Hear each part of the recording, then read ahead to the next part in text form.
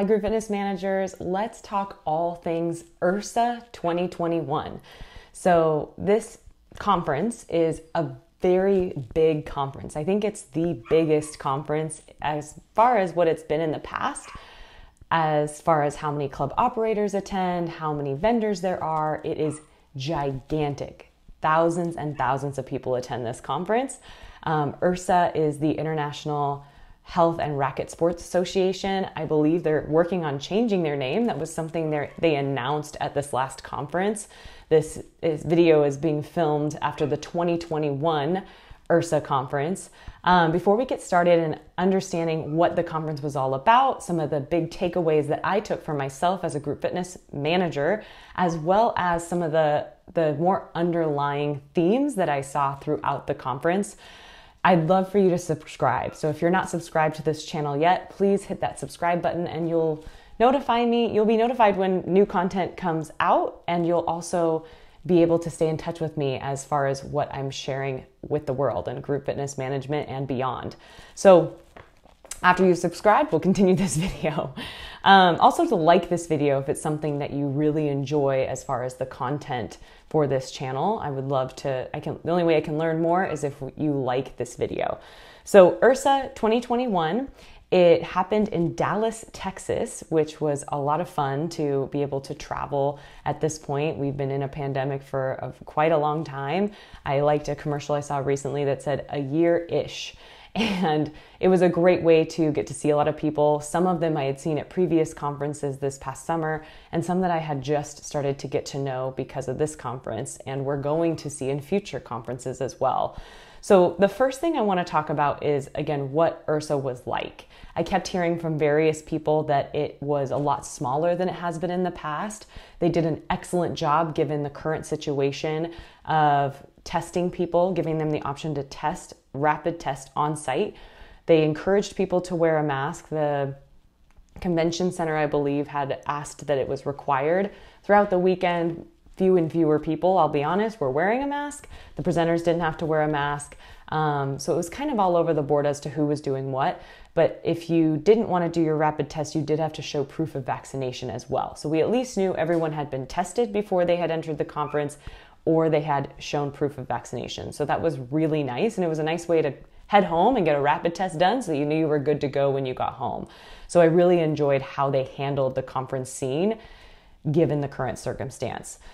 What I will like to explain that I saw was a more underlying theme of IHRSA before I go into kind of the little snippets that I took in the videos, and I voice over the smaller videos that I took of the conference itself, were the management and leadership sessions. So there was a lot of management and leadership, a lot of chatting and talking about how to lead your team well, how to organize your team well, how to strategize with your team for the future, help them understand their purpose as more than just someone who works for, instead of the welcome desk, instead of calling it the front desk, the welcome desk, so that they really understand that their purpose isn't to be in a certain location in the front of the club, but to actually welcome members as they come in. So things like that, how to lead a team, how to help them understand their purpose, and how to make them feel important so that they A, stay with you, to retain those employees, and B, that they are willing to go above and beyond, not just in their current position, but also in helping out with other positions, as we are all working to hire and build back our teams as well as our members. So I found that those kind of themes were very prevalent during this conference. I also noticed there was a huge showroom, so there was a lot of vendors. A lot of the vendors were either a more software-based, so CRM or customer relationship management. There was very prevalent at the actual trade show. Definitely, of course, some big equipment vendors like Matrix. That was the first time I had ever seen True as an equipment vendor.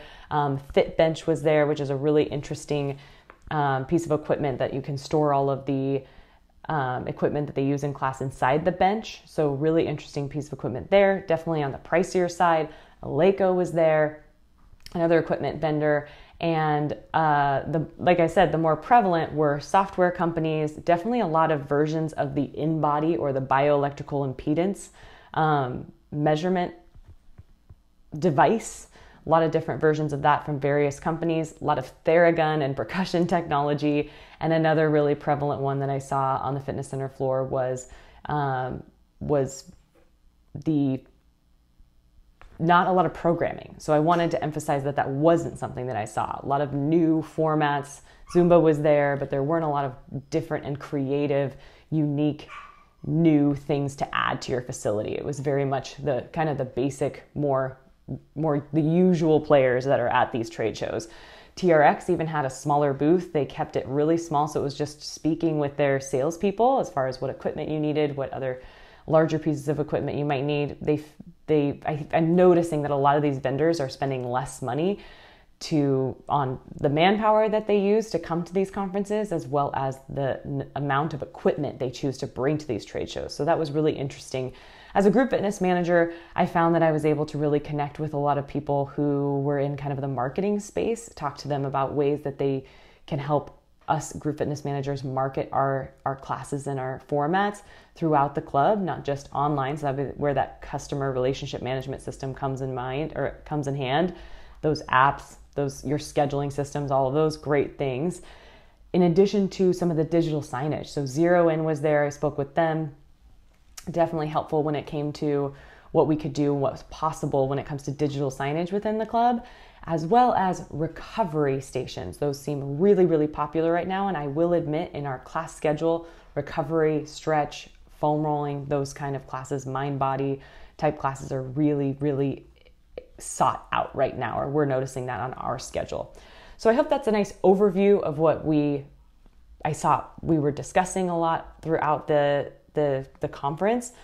Lots of keynotes. So I'm used to having gone to IDEA, another conference that I'm sure I'll recap this next year, but that one is way more about the group fitness instructor, group fitness manager, definitely some business and leadership information, but this was much more on the leadership heavy side because a lot of the people attending this conference were club operators and managers. So I found it to be very valuable. There's something special about actually going to the conference. I know they offered a virtual option as well. And I have to admit that can be beneficial, but it does take away from your ability to block off your whole weekend, be completely present for the event, and to actually go somewhere different. So I have to admit that was really, really, really nice, really fun to really see these people in person and talk to them and get to know them in person. So I'm going to take you through some of the videos I took throughout the conference and share with you my ideas, my insights, my quick tidbits that I took from each session and each networking event. The first networking opportunity was at the Ursa Reception. This was an additional cost to the conference, and it was a nice way to get to know some people before the event began. And as someone who hadn't gone to Ursa before, I was interested in kind of getting a lead on networking with people. There were some announcements on what to expect for the conference, and it was a lot of fun. But there wasn't a lot of food. There was an open bar, so I would recommend planning on going to dinner afterwards if you go to that reception. I had the pleasure of rooming right next to my friend, mentor, and overall rock star, Shannon Fable. We had adjoining rooms, and so it was really nice to be able to tag along with her throughout the event. She knows so many people in the industry. The first session of the weekend was with Anthony from American Council on Exercise, talking all about a new line of service and how we can future-proof ourselves with considering health coaching as being part of that new addition to our clubs. Then there were a few keynotes that I attended, a lot of great insights in those. And the first panel was all about virtual offerings and trying to get a leg up on the future. A lot of the sessions, as I mentioned in the intro, were about that. Then the next panel was with, Carrie from Styles Studios, who has done an amazing job working with her team to level up her team. And this panel also had Adam Zaitsev from IntelliVideo, who had his insights in how successful some of their clients have been in the virtual space. Again, another keynote and then another reception for that night, really getting to know people. This was the official Ursa Reception where we really started to network with people and talk to people.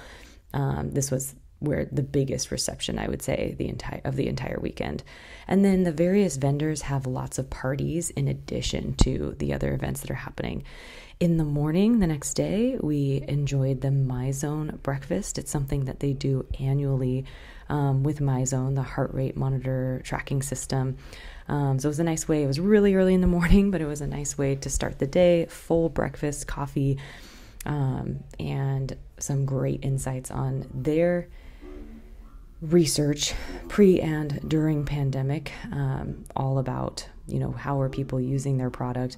How are people working out inside and outside of the clubs? And it was a lot of fun to, again, network with more people at that breakfast. Then we hit the trade show. I had the pleasure of spending trade show time with Javier Santin. He is now the right-hand man to Amira Pollock, who I've had on this channel, with Struct Club, and the two of them are rocking it in the industry with the app that they have for instructors to be able to map their music, and it's a great tool. So it was nice to walk the floor with him because he has over 21 years of experience in the industry via master instructing for indoor cycling and beyond. So we took some fun pictures. There were some really fun vendors at this conference, one of them being at this funny, mad, tasty booth with, it's like a sparkling water. And then next we went to another networking event, this time with Les Mills, which is, a leader in the industry as far as formatting for group fitness classes. And it was really nice to be able to see some really big industry leaders, including, Aaron from their team, who really oversees a lot of what they do. They had a great session during the conference that was all about basically understanding what they offer and then also contemplating and getting you critically thinking about what you can offer in addition to what they can provide you. Then lots of keynotes. Loved Scott Stratton from Unmarketing, or he wrote the book Unmarketing. His keynote was so much fun, hilarious and energetic, and he talked a lot about how the most recent experience and the most extreme experience is how people recognize you, not necessarily by the logo that you choose to have. And some of his examples came from, of course, the customer service leader, Ritz-Carlton. Some of the more managerial takeaways I have from both Chris Stevenson and Mark from Merit Health Clubs are to really think about less science and more art and understanding, helping your team understand the why and the purpose for what they have to provide to the industry, the purpose that they have to provide to your health clubs.